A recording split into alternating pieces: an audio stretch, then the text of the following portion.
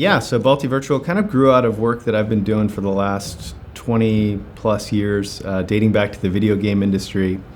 At May 2015, we finally decided there's enough momentum behind virtual reality and augmented reality to start a new company focused entirely on that. Things have changed a lot in that time. New headsets have come out, new technologies have evolved, and also augmented reality has started to become a much more widely used thing on mobile phones, so everyone's starting to get in on the action.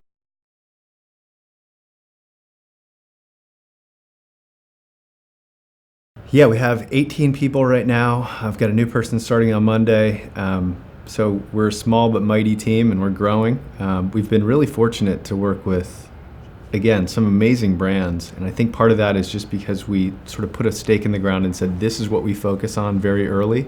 And we have sort of accepted that we're always going to have to learn and constantly evolve.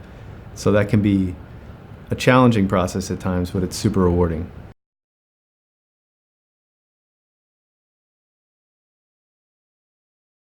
HQ2, yeah, we've been working for a while.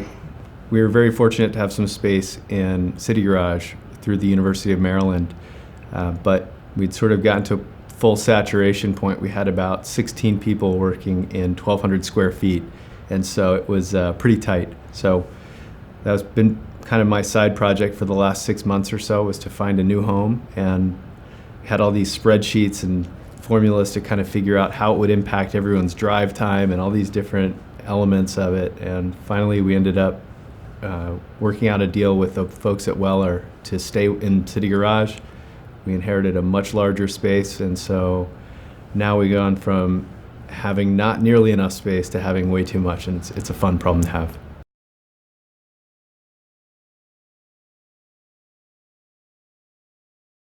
Yeah, it lets us have a lot of things. A lot of what we do is very experiential, and so it's trying on VR headsets, demoing augmented reality, and so it lets us have a lot of things permanently installed so visitors can come and just try something. We don't have to move a bunch of desks out of the way and set something up. We even have a projection dome in our new space where you can go in and have a fully 360 experience without a headset.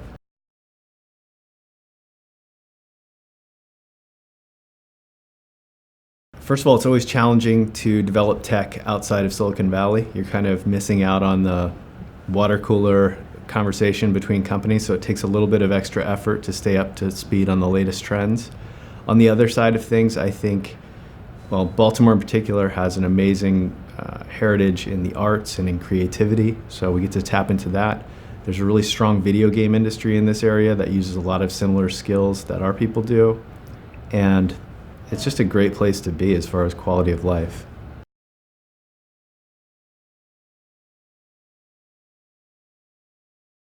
I think they should know how awesome it is. I mean, there's great food, there's great music, great arts. Obviously, we have a lot of things to overcome. We have some challenges, but I think at the same time that presents a big opportunity where each person can have a lot of impact.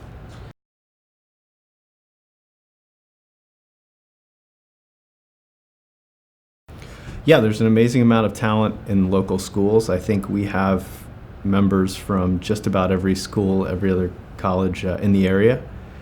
And so there's some great young talented people coming up through those institutions. At the same time, there are also these established video game companies like Firaxis, Big Huge Games, and ZeniMax that offer a pretty good community and sort of networking environment to grow.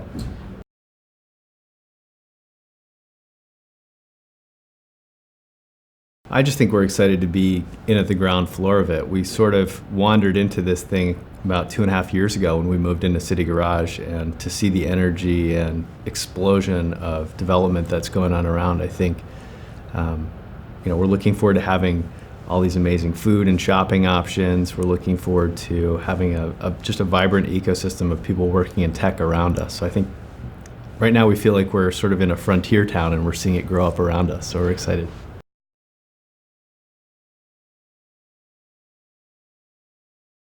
Sure. I mean, this is a technology that is constantly evolving.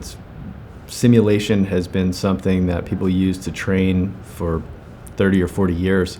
It's just that the price used to be you'd have to be simulating like a spacecraft or an aircraft in order for it to be cost effective, and now it's getting down to the point of teaching people how to prepare food, how to do kind of daily, day-to-day tasks. So I think one of the big value propositions that we provide is if you're training someone to do something hands-on or physical, the ability to kind of go through and get virtual reps is super powerful.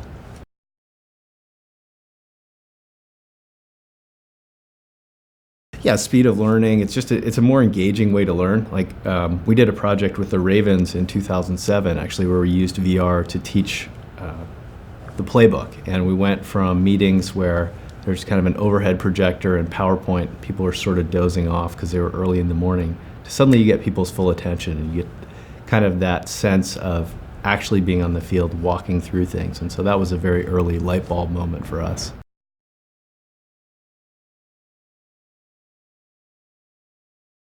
Yeah, I think these kind of fall into two categories. There are the things that, as a self-proclaimed tech nerd, that I would love to see, kind of moonshots, municipal Wi-Fi, better micro-mobility. I'm a big scooter fan, that kind of stuff. But I think that probably some of the most impactful things that I've heard from people that have been in this community a long time would be things like universal pre-K, sort of more fundamental building block things.